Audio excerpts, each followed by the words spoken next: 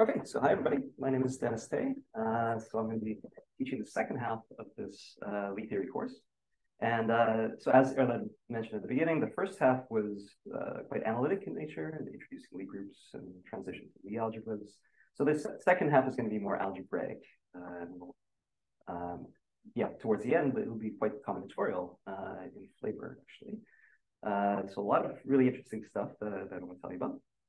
But yeah, so as I understand, you guys were starting on representation theory, but since we've had a little bit of a break, so I thought it'd be good to just review some definitions, give you guys a lot of examples, and just explain some motivations about where we're heading, I guess, with this course. Okay, so I've already put on the screen some definitions. So let's just run through some of them, and then I'll start giving some examples and explaining, yeah. Okay, so we're going to let V be a finite dimensional vector space, either over R or C, although when we study representations, it's easier to take V to be complex. Okay, so we're going to focus on those cases.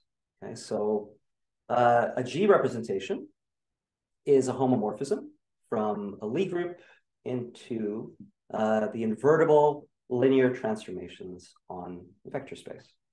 Okay. So I'll also use this commonly used notation G dot V. Okay. This is so instead of writing all this pi all the time.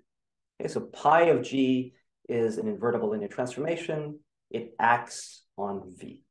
Okay, but this is a bit of a mouthful, so I'm going to shorten it to G dot V. Right.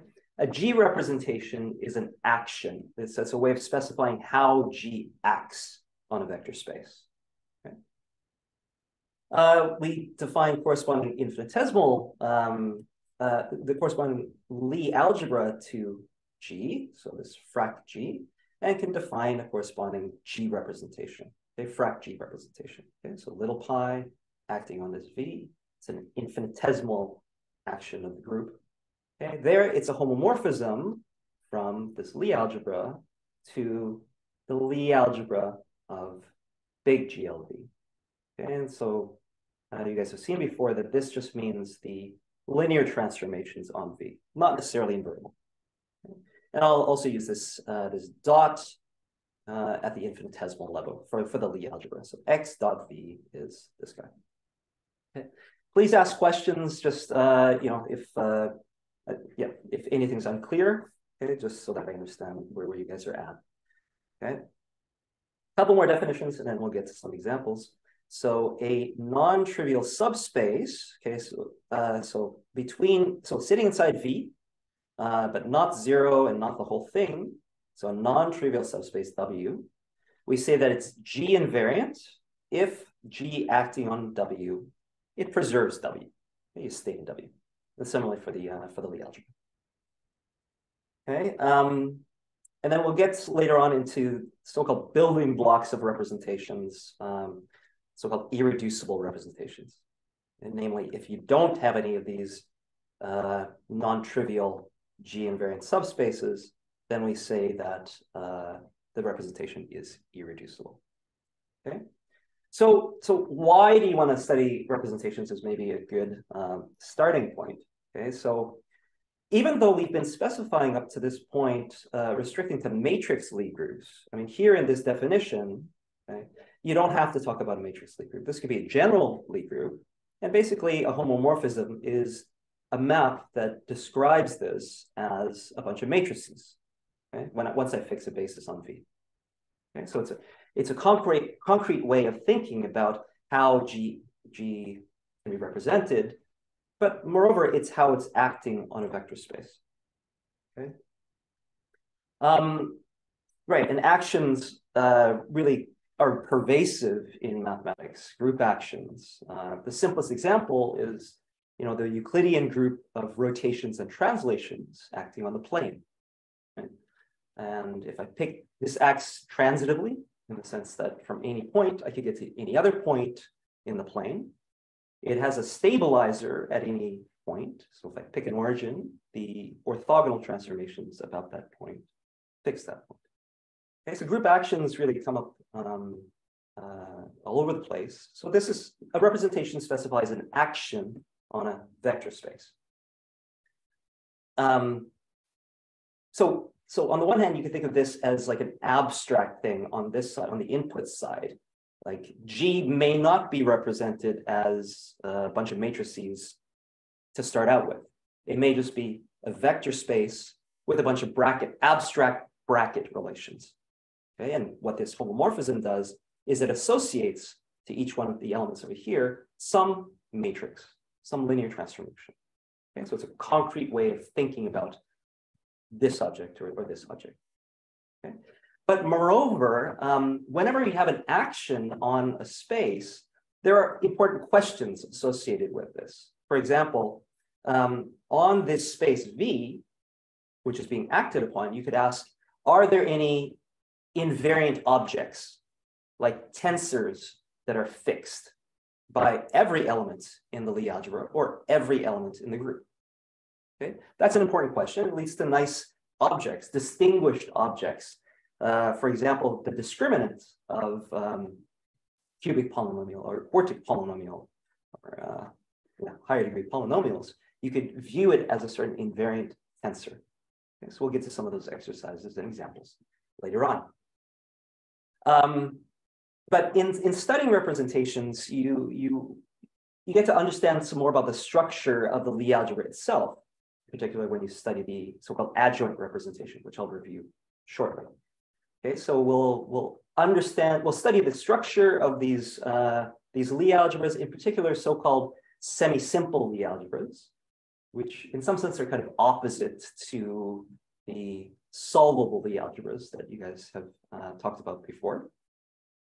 And we'll see a lot of really rich structure. And it's really this second part of the course is linear algebra phrased in an extremely beautiful way. And it's a beautiful piece of mathematics. And as I mentioned, towards the end of the course, we're going to be getting to some more combinatorial things. So, I mean, what this course ultimately will have to do with pretty things like this, okay, root systems, okay, or things like this, that's coming up. Okay. So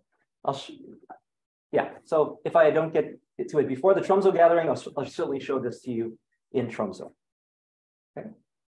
Any questions before I get going? Okay. So examples. Okay, so for a matrix Lie group G, we have, of course, a few basic representations associated to it. Okay, so we have the so-called standard representation. Okay, so here G is already, it's a matrix Lie group. It sits inside GLM. So you have an inclusion into GLM C. Okay, you can do it over R as well if it's a real Lie group. Okay, so this is GL of CN. And then similarly, frac G is also a matrix Lie algebra already, so you have an inclusion into GL C. Okay? So endomorphisms on CN. Very important, however, is the so-called adjoint representation. Okay, so here we're going to call this map, instead of capital Pi, it has this name big ad. Okay, so this is a homomorphism from G into invertible linear transformations on frac G. Okay. How is it defined?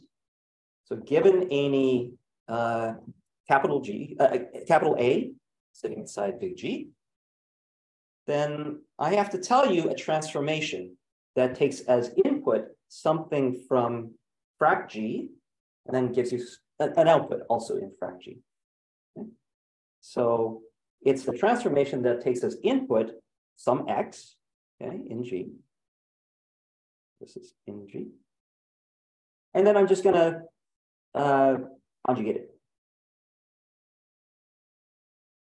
Okay, so this result also is in frac G. Okay, but because A is invertible, right, this map is, so this linear transformation here is invertible. Okay, so we're sitting in capital G again. When I take the corresponding Lie algebra representation, so that's this little ad map.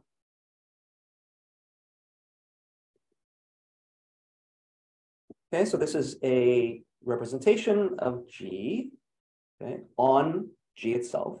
Okay, so I'm gonna, for an input in, okay, so let's call the, I'll use little a, okay, it's inside here. Okay, so given any little a, I tell you linear transformation on fraction. Okay, so here, take as input an x. And what we're going to do, I'm going to bracket with this an a. Okay, so that's what we also denote this. So we also write add a is equal to of x means bracket x with a. Okay. So that's the standard and adjoint representations. Okay, so very, very important. And let's just start kind of, let's go to line quickly. Next set of examples. Okay, so let's just start kind of going, let's start in dimension 1. Okay, so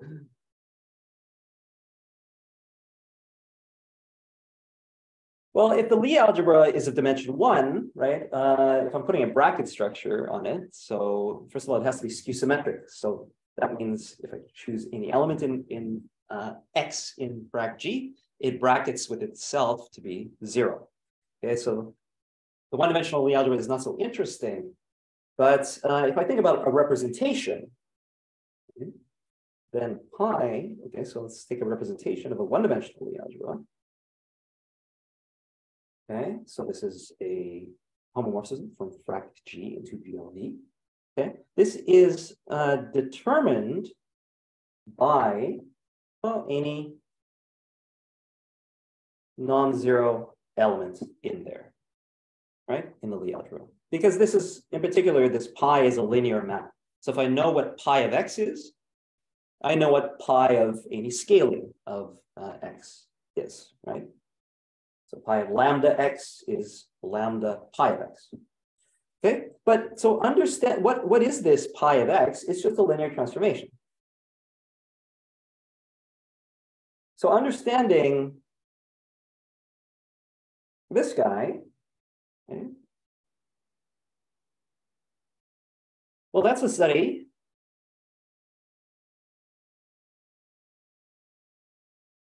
That's what you do in linear algebra. Okay. So understanding what sort of how these guys look like and can they be represented in a nice way, that's what we study in linear algebra. Can it be diagonalized? Can you diagonalize this linear operator with a nice choice of basis on capital V? And a lot of times you can, but not always, right? You have Jordan forms. So tell me if I'm going to if I'm scrolling too fast, okay? So let me just remind you, so over C, so the Jordan forms classify the possibilities. Okay, so for example, so for T, let's take the matrix, something like this.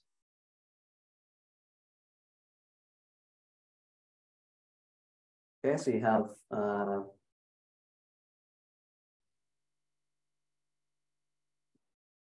these blocks. Okay, so you have a large Jordan block over there, small one over here. Okay, so with respect to the basis, E1, E2, E3, E4. Okay, so this is this first, second, third vectors. This vector. Okay, what are the invariant subspaces when you let this act on C4? C4. What are the invariant subspaces here? So the span of the first one is invariant subspace. Span of the third and fourth, these are invariant subspaces. Okay. So when I have invariant subspaces, this allows me, for instance, to decompose my my linear operator, right? I could look at the action on these invariant subspaces. Okay, so it's a divide and conquer type attitude towards just breaking up your study of this big and complicated thing into smaller pieces. Okay, so we're going to want to do this, but the first question to ask is, can you always do this?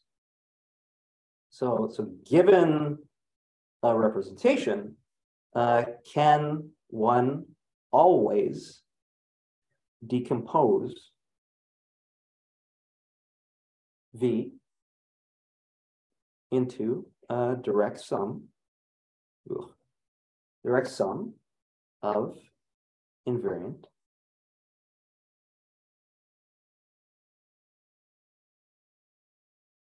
subspace? Okay, that would be really nice if we can, right? Then we could carry out this divide and conquer approach. Okay, but unfortunately, it's not true. Okay, so the answer is no. And we'll do a quick example. Okay, but the good news is that the answer is yes for nice G and the corresponding V algebras. So what do I mean by nice? These are, so what I'm referring to here about, like, given a representation, can one always decompose into a direct sum of invariant subspaces? This is a so-called complete reducibility property.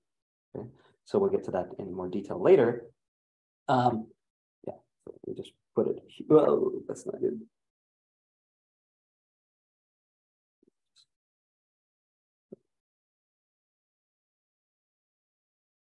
Complete reducibility. Oops. Okay, so we'll get to this later. So that when I say yes for nice G, so this is in particular, so semi-simple.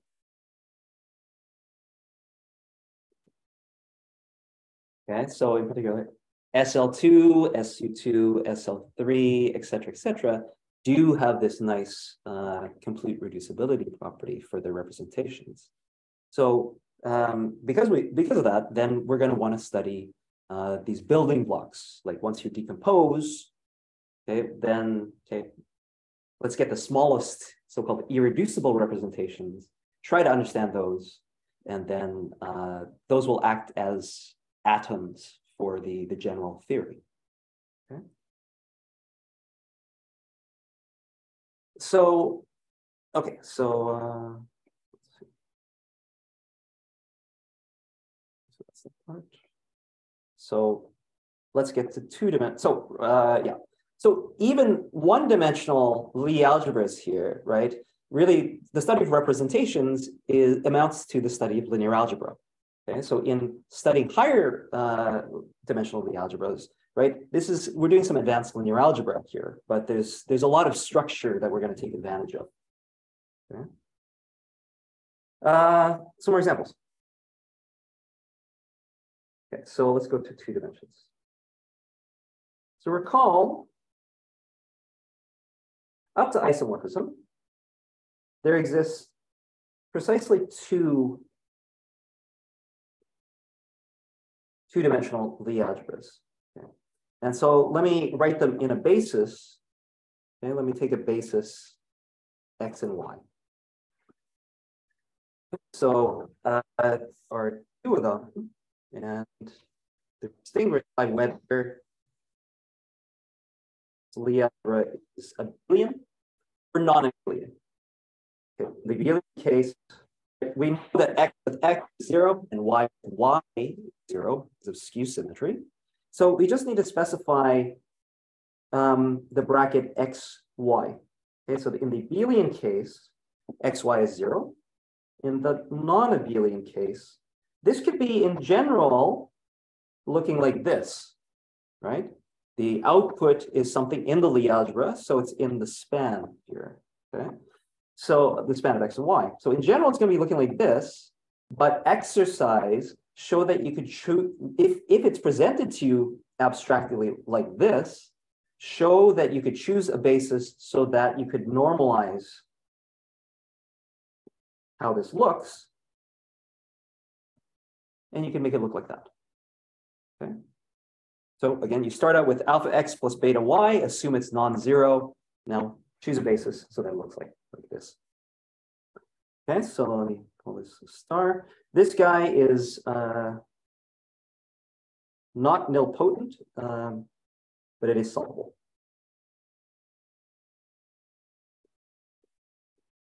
Okay, so look up those definitions that you saw before on what solvable means and what nilpotent means. Okay, so let's take a look at this two-dimensional guy. Okay, so consider G star. And let's define a representation. Okay, so define a representation. Let's call it. Oh, okay, let's get the pies. Okay, so.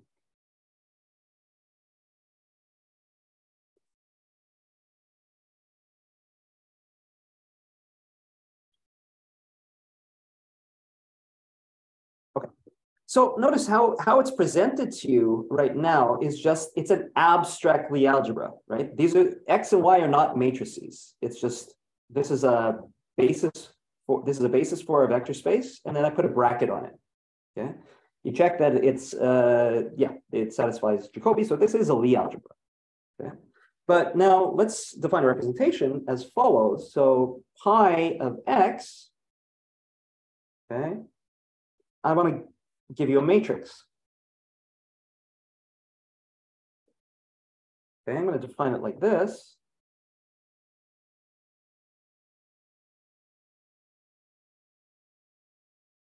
All right.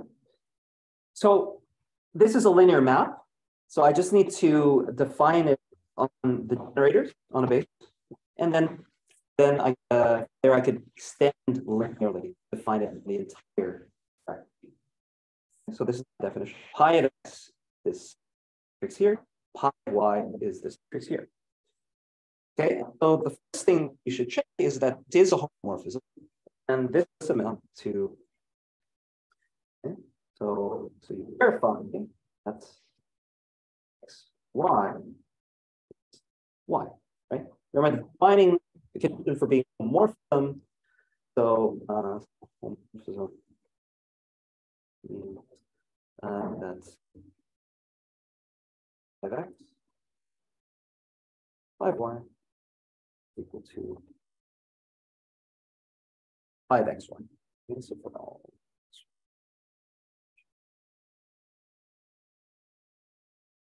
Okay, so so in verifying this, yeah, that's verifying this this homomorphism condition. Okay, so but this map here, right, in defining it like this is an injection. Okay, so this is, we can also say this is a faithful representation. Okay, it has no kernel. So this is a way of really representing this frac G as some matrices. Okay. Okay, so so you could see it with those definitions that I put up before, some quantities like variant subspaces. So first of all, is this how do these guys act on a general vector in the vector space V, which is V2 in this case. Okay, so then X acting on V. Okay, so, well, this capital X acts on this V just by left multiplication. Well, we're just going to get A0. Okay. Y acting on V, we're going to get B0. Okay. Particularly, both of them are multiples of the first standard basis vector. Okay, so the only non-trivial G-invariant subspace is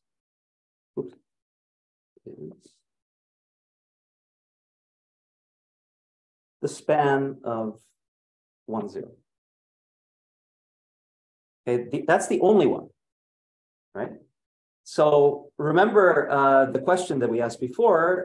So given a representation, can you split it as a bunch of, can you split the vector space as a bunch of invariant as a direct sum of invariant subspaces? But in this case, the only non-trivial invariant subspace is the span of the first basis vector. Okay, so in particular, this guy doesn't have an invariant complement. Okay, so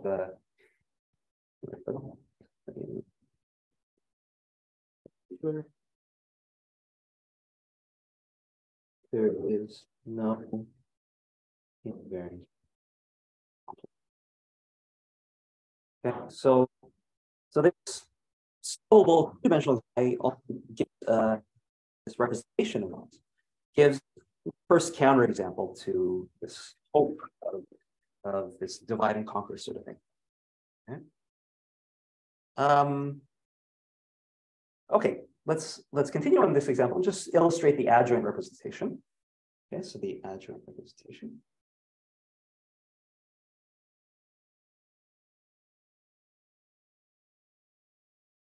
Okay, so I'm going to write this adjoint representation out with respect to the basis x and y that we were presented with originally. Okay, so this guy in this basis is expressed via. Okay, so remember what the bracket relation was. So I just put it in the top corner here. X, y is y, xx is 0, yy is 0. Okay, so if we're going to write out the adjoint representation, okay, so so we have to specify what is x getting mapped to and what is y getting mapped to. It's getting mapped to this add x map. Okay, that's a linear map on frac G. I'm going to express it as identify it with, so in this basis, xy, okay, so as a matrix.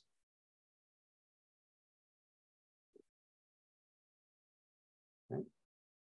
So this is in this basis. Okay, so so how do you do this, right? Standard linear algebra stuff. Add x, the map, right? I apply it to the first basis vector. Well, that's just 0. That's the 0 vector that I decompose with respect to the basis xy. Well, that's just 0, 0. So in the first column, I put 2 zeros. On the second basis vector, okay, the bracket with x gives me y. I decompose y in this basis, and I get coefficients 0 and 1. So you put that in the second column. Similarly with this other guy. Okay. So on the first basis vector, so I'm bracketing y on the left with x. So that's going to give me, from this, it's going to give me minus y. So it's looking like that. And then I bracket the second basis vector y with y. And so I get 0 and 0 in a second. Questions before I move on? Okay, this is just describing the adjoint representation for this solvable Lie algebra. solvable non-abelian Lie algebra very concretely. Okay, so you want to be able to write down these actions, these representations in an efficient manner. Okay.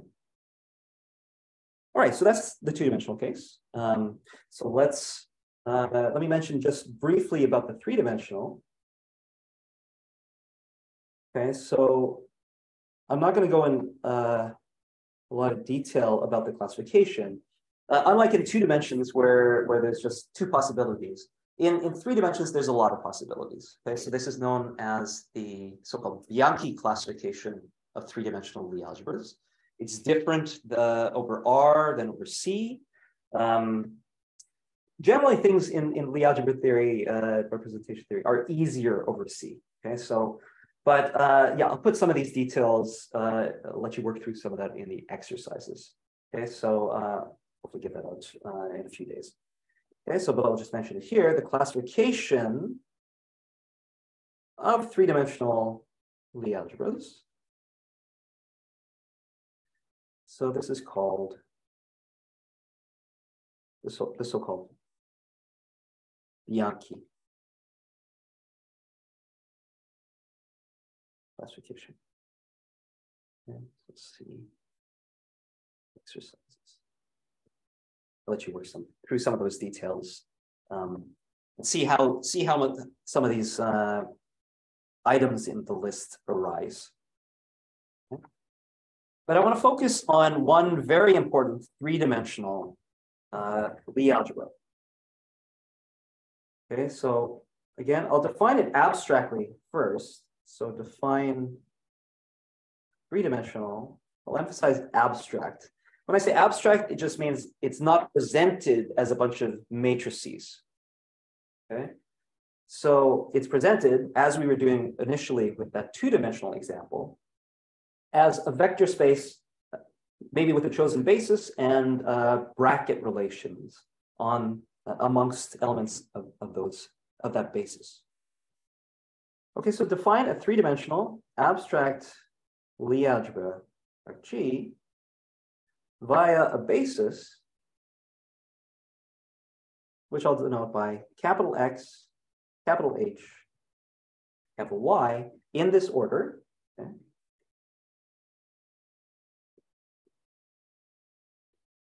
And what are the brackets? So the brackets are as follows. H on X is 2X. X with Y is H. And H with Y is minus 2Y.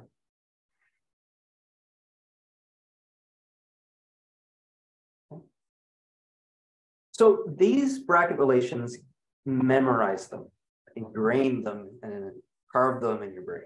Okay, so these bracket relations are extremely, extremely important.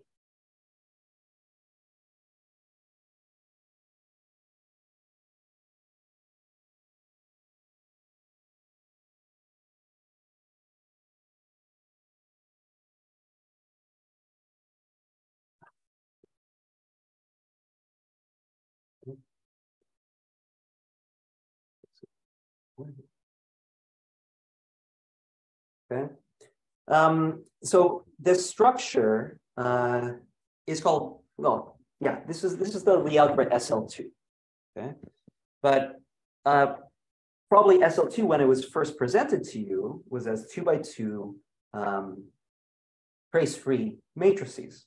Okay. So of course that is one way of presenting it. That's one realization, one representation of this Lie algebra structure. We're going to talk about other representations of SL2. So there are other realizations of this structure. Okay, so when I say representations of SL2, I want you to think that this input Lie algebra G as something abstract. Okay, so generators, so this basis, and you have these bracket relations. Okay, so what are ways of representing these on vector spaces? Okay, the 2x2 realization, 2x2 matrix realization is one way, but we're going to classify all of the ways. Okay, so So let's note here. Okay, so X, H, Y is called an SL2 triple. Okay. So memorize those bracket relations because they're going to come up all the time. Okay, what's really striking is how important this SL2 is. Actually, Serge Lang, he wrote a book that's like 500 pages, which is entitled SL2. Actually, SL2R in that case, but I think, so we'll largely be talking about SL2C, just because again, the representation theory in the complex case is nicer, okay? But it's extremely important. It acts as a building block for more general semi-simple Lie algebras. Just you have all of these SL2s intermixed in there. And yeah, understanding how they mix and behave relative to one another is something that we're going to flush out later on in this course. Okay. How do we encode that? How do we use these use our knowledge of SL2 in that broader study?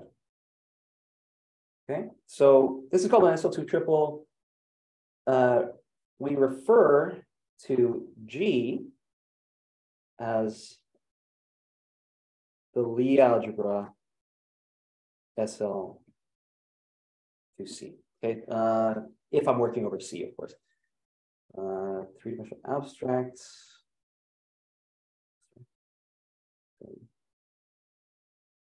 Complex. You could also do it for the reals, of course. That's fine. Okay, so of course we have our standard representation. We have our adjunct representation. Okay, so the standard rep. Okay, so this is pi from G. GL of C2, it associates to capital X, the matrix that looks like this. And to H, matrix that looks like that. Oops.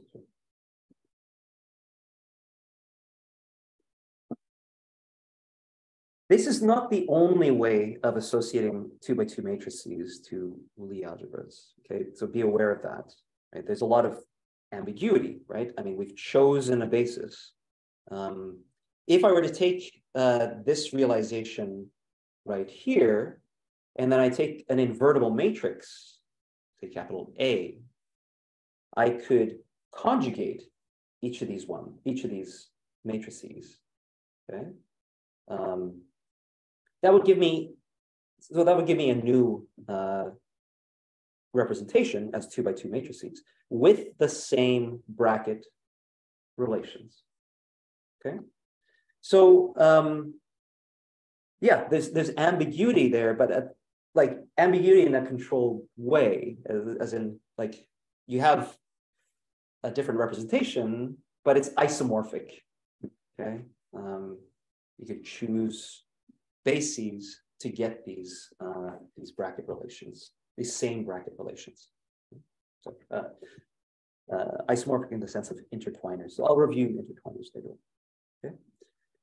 Okay, but let's just stick with the naive way of representing things. Okay, so we have our standard representation.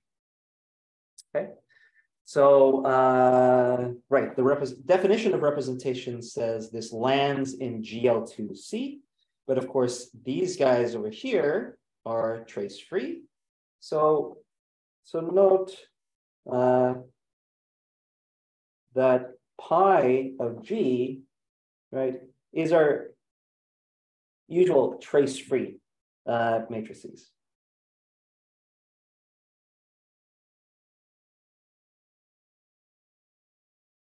Okay. But now, yeah, just referring back to what I said at the beginning about, okay, I have a representation. You could talk about invariant tensors on that, in this case, the vector space C2. So let me just make a remark, and then we'll get back to this later, that this vector space C2 is going to admit an invariant tensor. In particular, it's a G invariant so-called volume form. Okay, so I'll make that more precise later.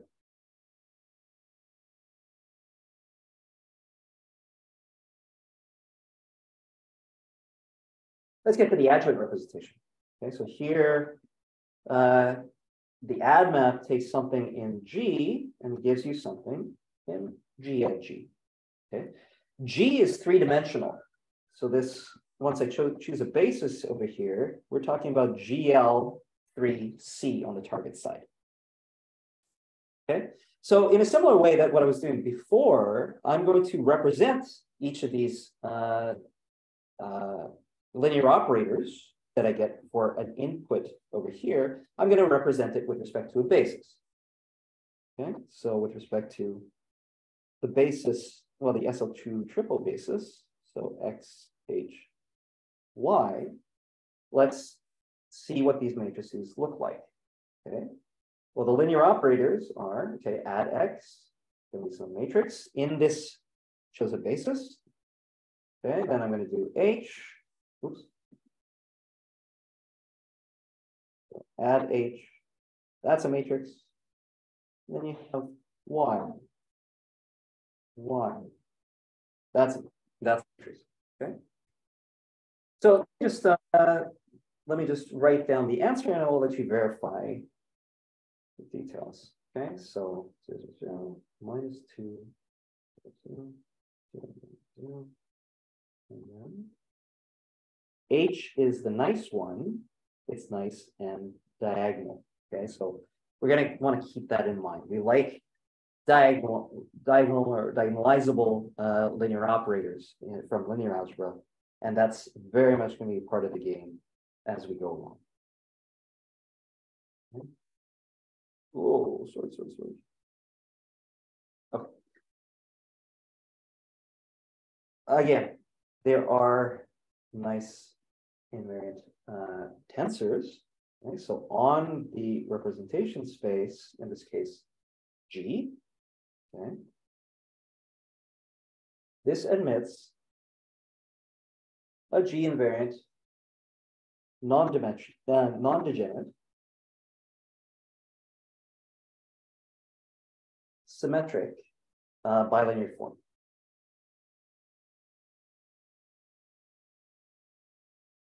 Okay, so it's like a metric in the real case, except here we're working over C.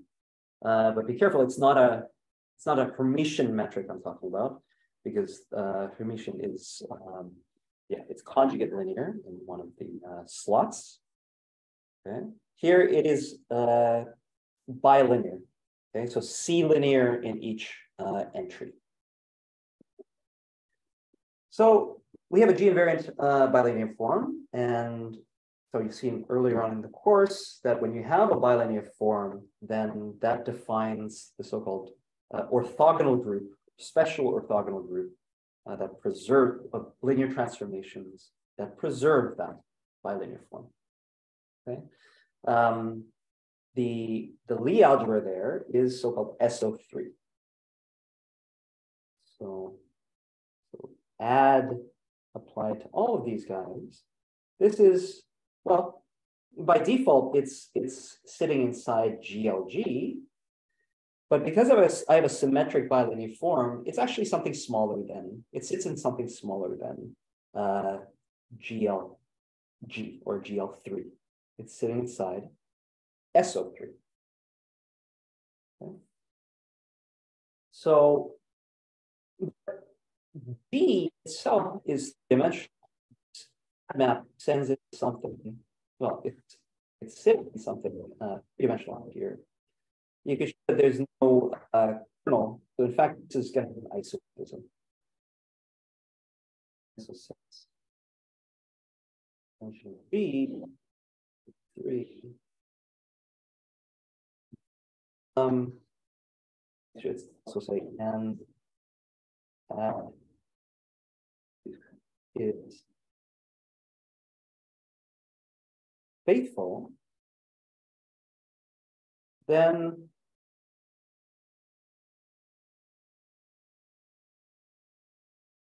this add map is actually specifying an isomorphism between SL2C and SO3C. So what we're going to get to, not today, but I mean, there is like, what is it? What exactly does this mean? Okay, yeah. And for other representations, what sort of other invariant tensors arise? Okay, so this symmetric bilinear form in this adjoint representation case is one instance of a larger picture. Okay, so I think actually we are at 1 o'clock, so maybe let's take a break and then we'll resume at quarter after. Okay, I'm going to stop the recording. Okay, so let's continue. Let me put up an exercise. Just we're getting a feel for these representations, right? So, oops. Okay, so exercise.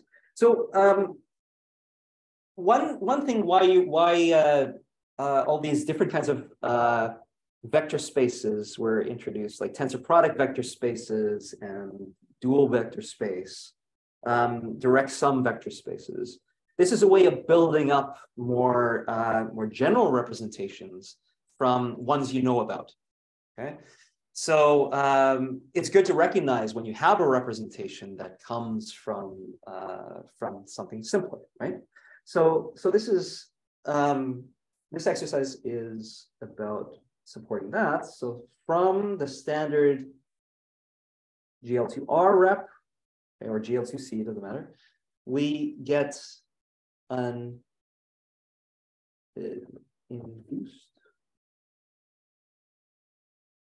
induced GL2R representation I on so-called symmetric two tensors. Okay, so the space of well, the standard representation is just R2. Symmetric two tensors looks like this.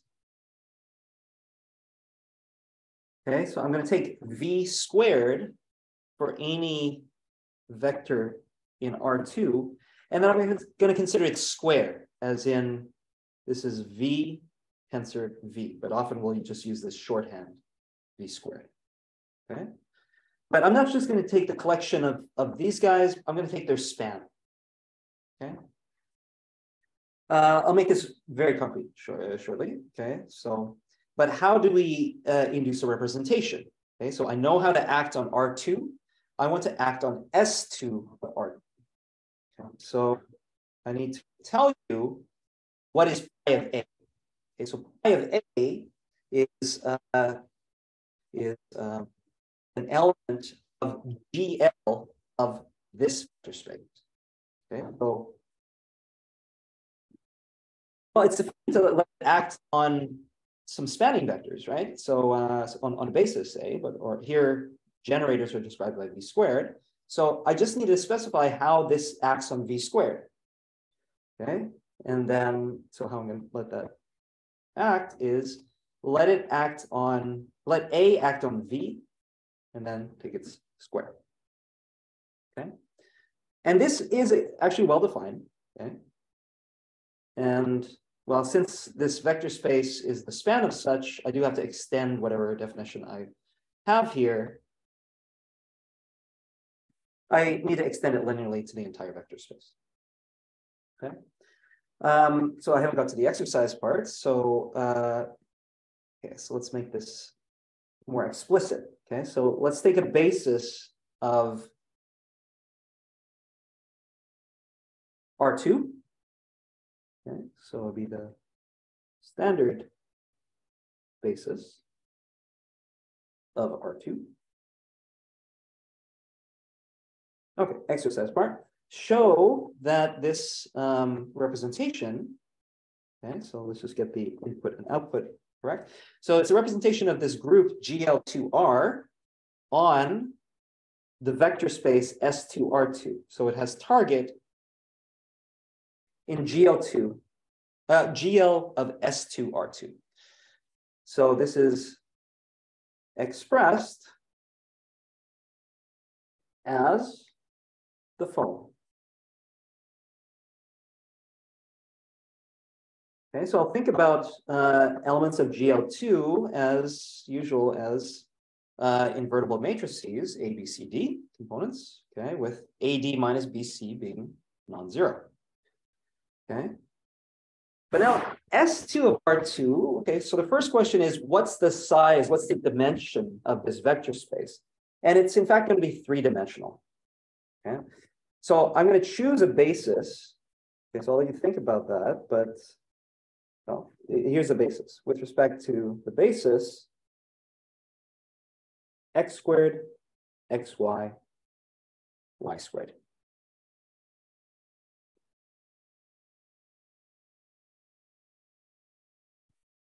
Okay, so pi of this capital A right here, I have to describe a 3 by 3 matrix. Okay, and so here are the components. A squared, 2ac, c squared in the first column, ab, bc plus ad, cd, and then last column.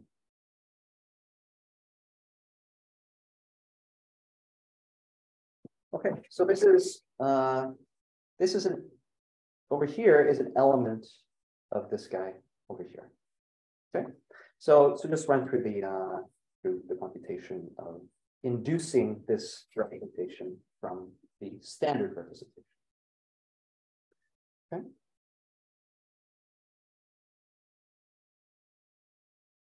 I have a question. Yep. So you have the basis here for S2R2. Yep. With the product of X and with Y. Yeah, so usually I guess you call it E1 and E2, but I'm going to call it X and Y here. Yeah, so this is a tensor product of X and Y, right? Here, yeah, it's a tensor product of X and Y. Yeah. So I can't remember how Erlen defined it, but I would define it like that. Say with the how. Oh, okay. Yes, thank That's you. Yeah, it's a symmetric tensor product. It's a symmetric tensor product. Yeah. Yes, great. Yep. Thank you. Yeah. Great, thank you. Any other questions? Okay, I'm going to scroll up to here. Is that okay? Okay. Let me just remind you about this transition going from the group to the Lie algebra. Ooh, sorry.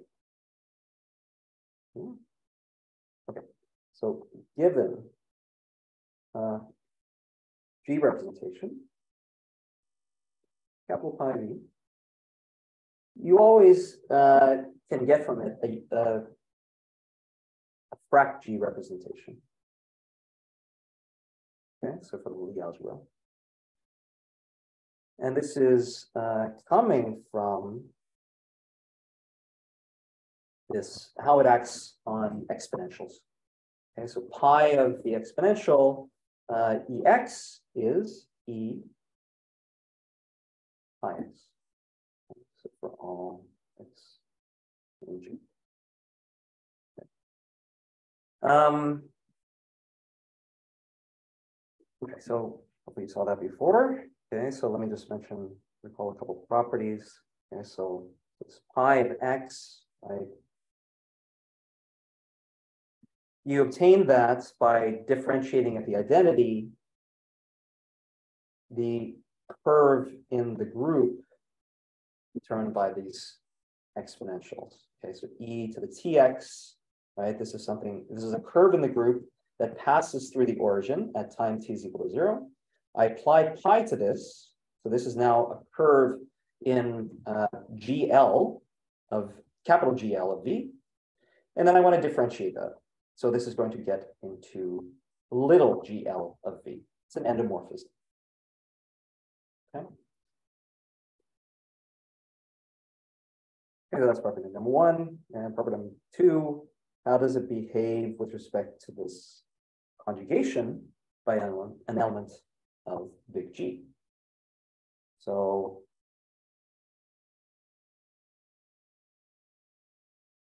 there's this nice conjugation property over here. Okay, so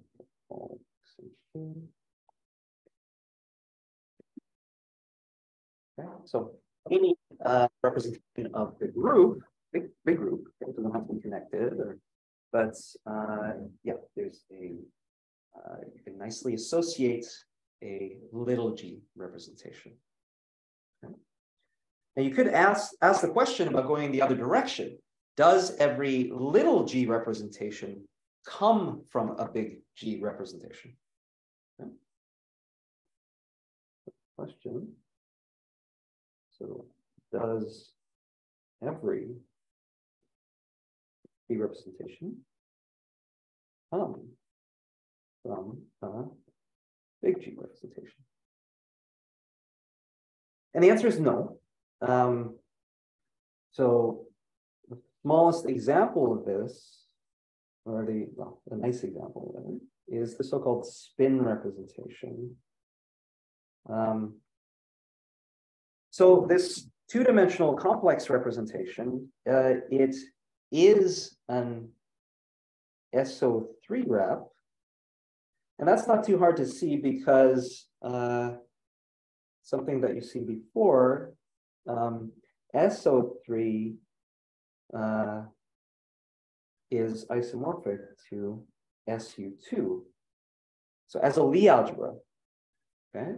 And so I'll recall the definition of SU2 shortly, but little SU2 is a bunch of complex 2x2 matrices, okay? Skew Hermitian, trace-free. So because the standard realization of SU2 is as 2x2 complex matrices, of course that acts on C2. That's but it's not it is not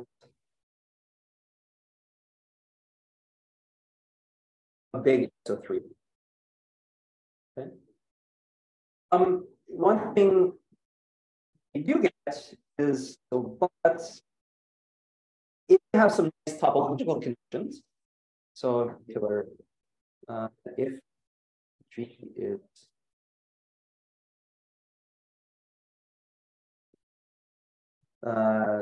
simply connected, let's be safe and just say it is connected, simply connected.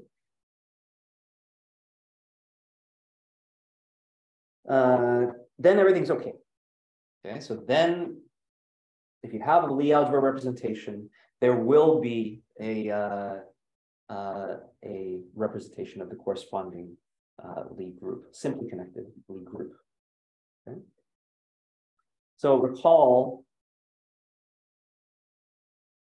so I think he showed you guys the Dirac-Bell trick business. Okay, so the fundamental group of SO3 is Z2. Okay, that's not simply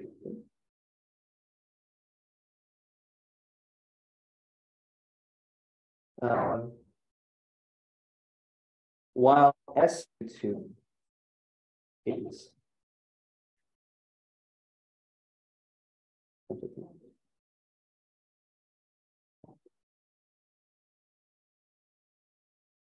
any questions for him?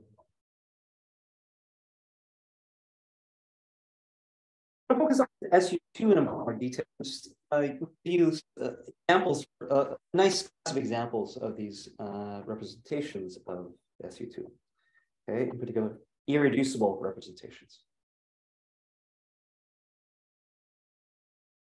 Okay, so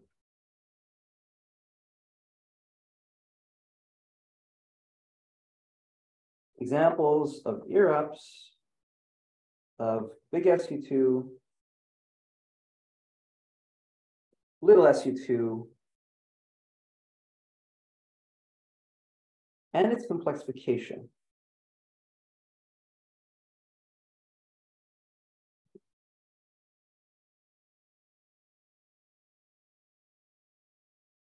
Okay, so let's first recall SU2. So capital SU2 consists of those matrices complex such that if I take conjugate transpose times A itself, then you get the identity. Okay, so these are unitary matrices, but you also want to add this determinant one condition. That's the S part. Okay. You can make this explicit. Okay, so these are matrices that look like this, so complex, alpha and beta complex. And then the one condition tells you that the sum of the norm squared of both of these guys is 1. Okay, so SU2 topologically, because of this condition, right? SU2 is homeomorphic to the 3 sphere. Okay, and the 3 sphere we know is simply connected simply connected. At the Lie algebra level, we've also seen that matrices, SU2, little SU2, consists of 2 by 2 matrices. That's okay. So this product here, when you take the Lie algebra, right? I take a curve. So A as a function of t. Okay, A is so A star, A of t star times A of t is equal to I. Okay, and I want to differentiate that curve at the identity. So because I have a product here, I'm going to have to use product rule. Okay, and then I evaluate everything at the identity. So this product will translate into a sum, okay, at the infinitesimal level. And so SU2 consists of those guys that are skew Hermitian and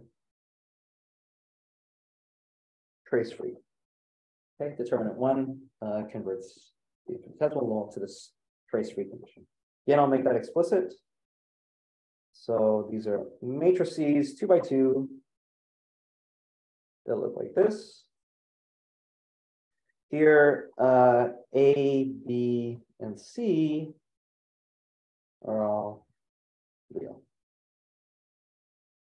Okay, so that's big SU2 and little SU2. Okay, so let's talk about representations of both of these guys. Here, is that okay? Okay, so let's define a vector space. The degree M homogeneous polynomials defined on C2. Just for later reference, okay, this VM is the same thing as symmetric nth power of C2 dual. Okay, so if you're not used to dual spaces yet, this might be a little bit awkward, but yeah, we'll try to make it a bit more concrete later on. Okay, so but right now let's just think about this as polynomials. So any guy over here, it's a function, right? It's a function. Keep that in mind, it's a function, as opposed to, sometimes I'll talk about polynomial symbols at some later on. Here, it's a function that takes as input some z, and that z has 2 components with respect to the standard basis in C2. And then the output is going to be an nth degree polynomial.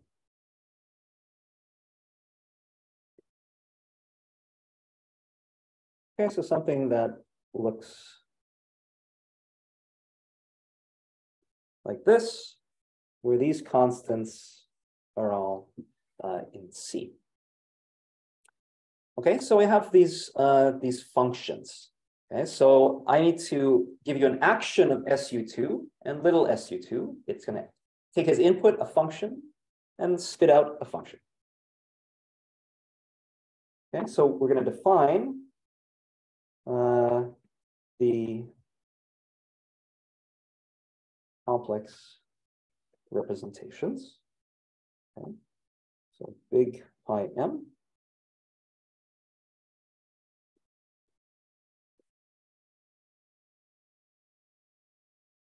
So what is this going to do? So given a U, a unitary matrix here,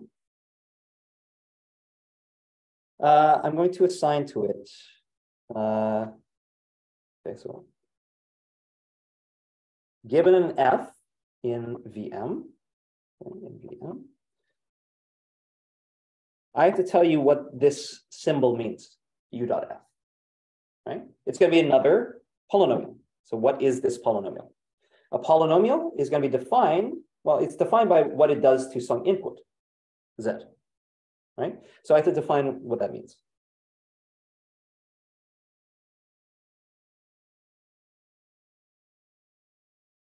So what does this mean? Okay. By definition, what I'm going to do, okay, so first of all, this U dot, right, is just shorthand notation for this, putting this, all this pi stuff. Okay, so what does this mean? Okay, so this is, I take the input Z, and I'm going to put a U inverse. Okay. So does this make sense? Well, U is a unitary matrix. It's a 2 by 2 unitary matrix. So, well, it's invertible, right? I could make sense of what U inverse is. This is a 2 complex matrix, and I let it act on something in C2. Okay, so this is something in C2, then I fit it into the F that I'm doing. Okay. Plus, this definition reasonable. Okay. Any questions on that? Oh, I'm letting this, I'm doing this inverse because otherwise, if I didn't, I'm not going to have the axiom for group homomorphism being satisfied. It would be an anti-homomorphism. Okay. So when talking about group actions, I'm also talking about a left action. If I didn't put this there, it would be a right action. Okay. So I need that to make everything consistent. Similarly, let's go at the infinitesimal level. Okay, so here is, let's call it an S. And then, okay, so what does this mean? So it's getting horrible. So S dot F. Okay, so little im. Okay, so I have to define what this means. So you pass from the group level to the Lie algebra level through a differentiation. Okay, so what are you supposed to do? You're supposed to take so associated to this S, I take the corresponding exponential, e to the TS. So that's my U. And then I invert it, right? That's what this is telling me to do. So I invert it, and then I apply it to Z, feed it into this F, then you differentiate. Okay. Okay, so let's make this concrete in an example. Okay, so let's let U be diagonal to the T. Oh, why am I putting it?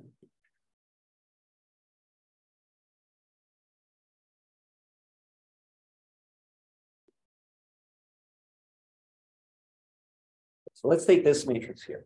This guy is in SU2. Okay, it's so if you take U star times U, it's the identity, and it's also determinant 1. And let's take an element in V4. So M is equal to 4 here. With when you feed in Z, let's look at Z1 cubed Z2. Then. Okay, so let's let this act. U on F Okay.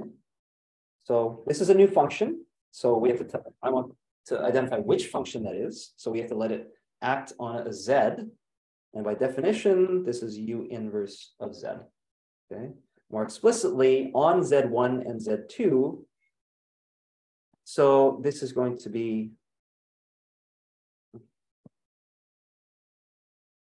right. I take the inverse of u and apply it.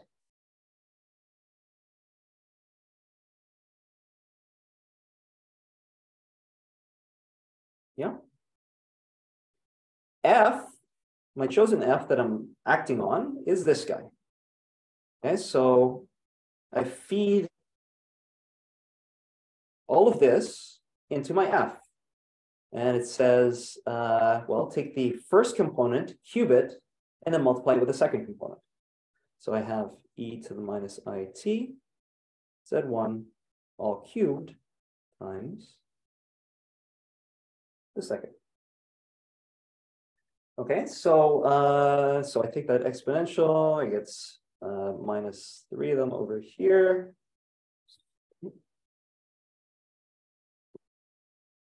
And then one of them over there. So e to the minus 2it times, oh, things are going crazy, go away.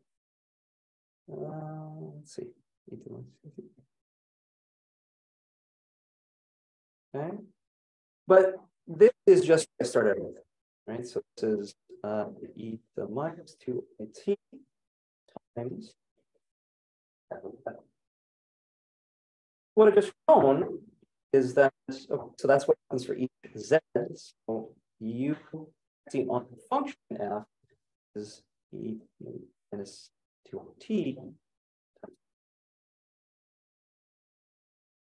Okay, so that's the output of this calculation.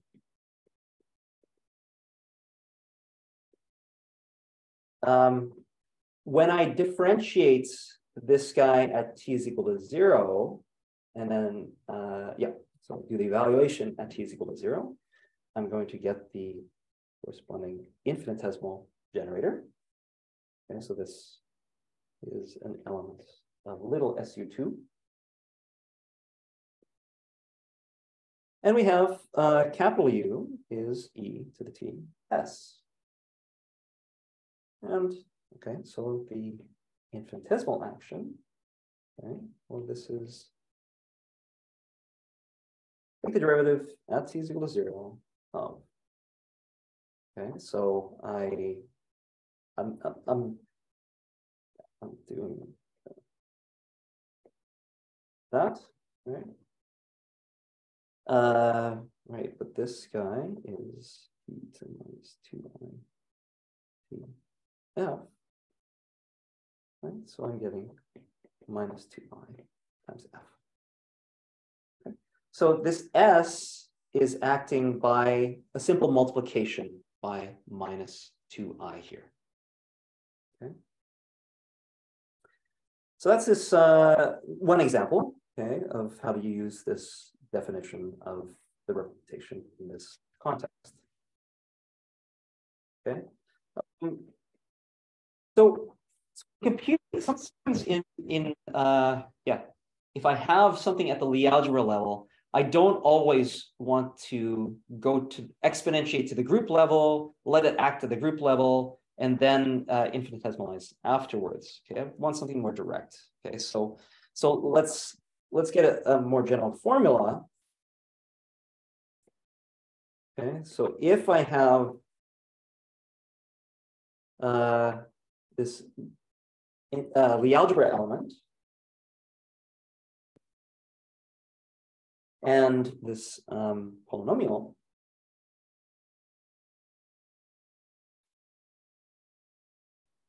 so we can calculate S on F efficiently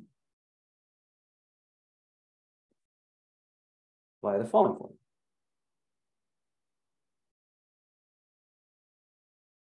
Okay, so I'm going to take S on F instead. Okay, definition says I should exponentiate and then take the inverse and then apply it to Z, and then feed that into F, then differentiate. Okay. So what we can do when we do this differentiation is just use some chain rule.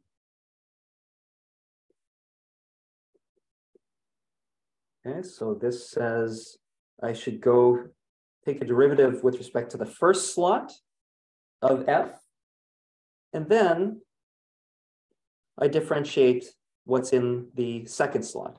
Okay, so I'll write that as, okay, so this is what's in this, the second slot, the J slot.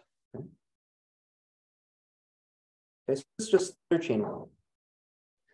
Okay, and I want to evaluate everything. Oh, my biggest. T is equal to. Okay, so let's just be clear about what I've written here. So this is a vector in C2.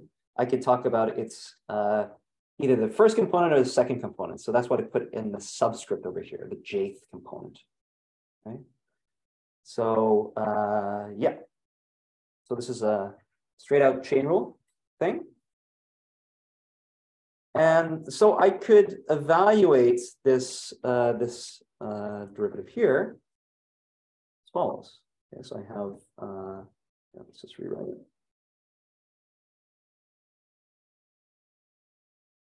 Okay, so I have minus S Z jth component. Okay, so when I take this derivative, I would normally get, so minus S coming out front multiplied by an exponential, but then I'm doing this evaluation at t is equal to 0. Okay, so that's why I only have this minus S coming out here. Okay.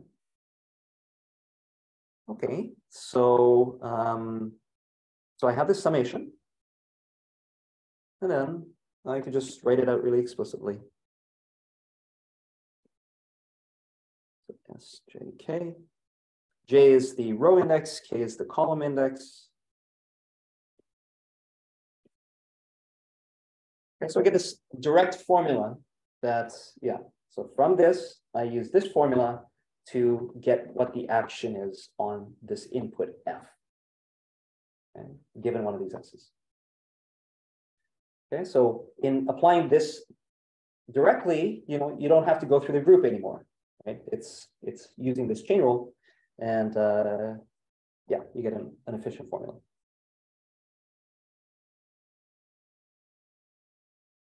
Okay, so so we could use this formula for other generators in SU2.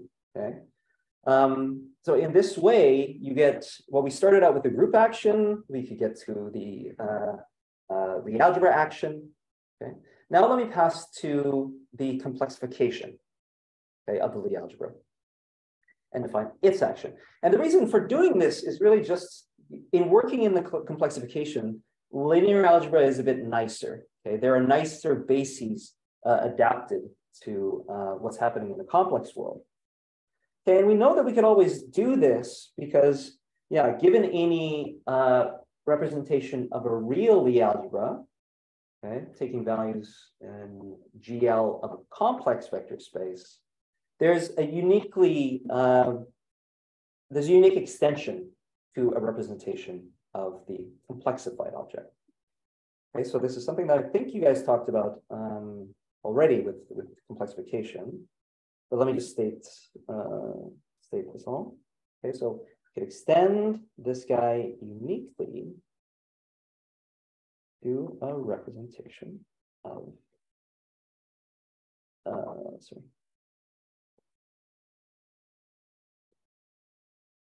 the complexification.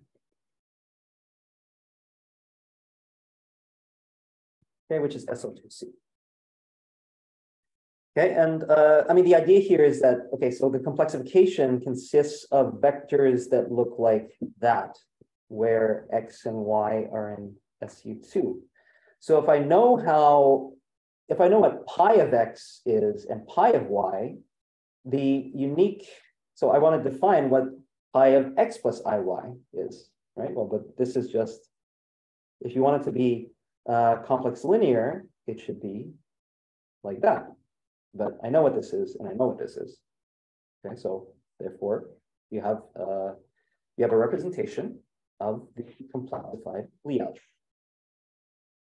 Okay. So so via this star over here. So via the formula here that can be filled out. Oh, sorry. We're talking about SL2. We have so spanned S2 is spanned by this guy. This guy. Yeah. Okay, our SL2 triple. Okay, so these are the specific S's that we're going to be looking at.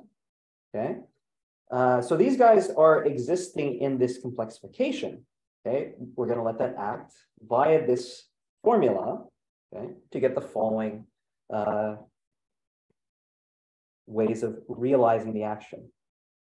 Okay, so check this. Okay, it's an exercise to check this. So via star, okay, we get the following. So IM of X is minus Z2 partial Z1. IM of H is minus Z1 partial Z1 plus Z2 partial Z2. And lastly, what does it ask? What's the Y action? Okay.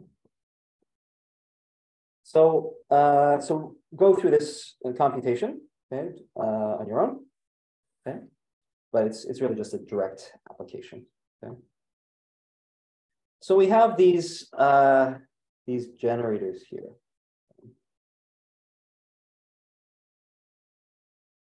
So let's do an example. Okay, let's example today. So examine the M is equal to 4 case. Okay, so note that, okay, if I'm going to let this X act on, say, the first guy, right? Homogeneous polynomials of degree 4 in Z1 and Z2. So how is this going to act? I use this guy. Okay, so I just apply it directly to this. So what I'm going to get is minus, 4 Z1 cubed Z2. Okay, so I'm just directly applying this differential operator to this function.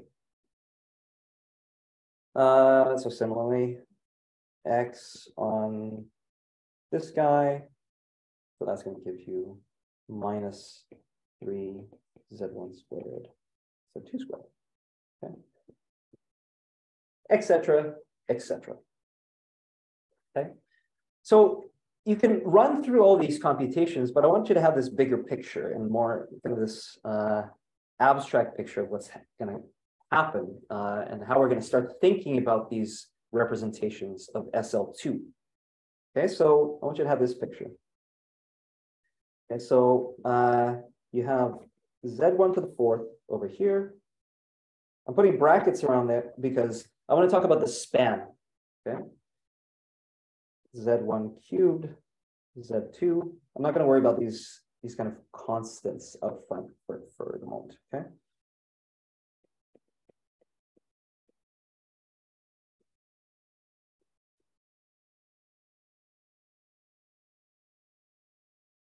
Okay, so X, what is it doing to this first Z1 to the power 4? It moved it over here, this next subspace. So you have X. X is also called raised operator. Okay, so moving from subspaces, why is it raising? I'll get to control. Once you get to the end, this is to the 4. If you hit it with X again, it's just to kill it. It's going to go to 0. Y, also called the following operator, is moving in the other direction. So where does raising and lowering from? Each of these subspaces, I could ask, how does H act? Remember, H was this nice diagonal guy. At least in the standard basis. Okay, so each of these subspaces here are in fact eigenspaces for H. So what is the eigenvalue? It's -4 over here, -2, 0, 2, and 4. Okay, so X here, it's raising the H eigenvalue, while Y, the lowering operator, is lowering the H eigenvalue. Okay. So, any questions before I move on?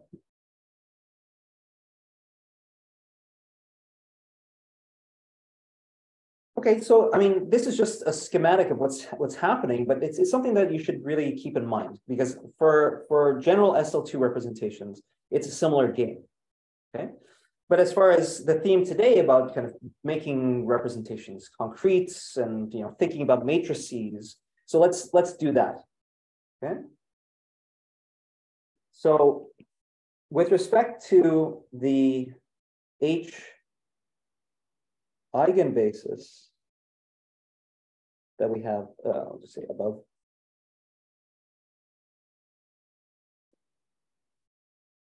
So this X, or rather pi (4) of X. So it's 5-dimensional space, okay? So in a 5x5 matrix.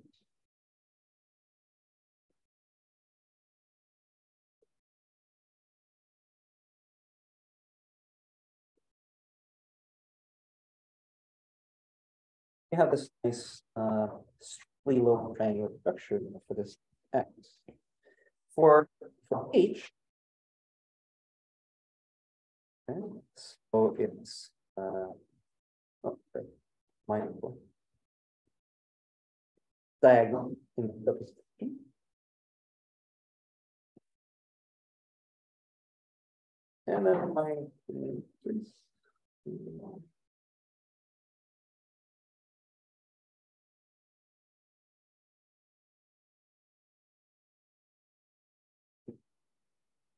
Okay, great. So here it's strict angle.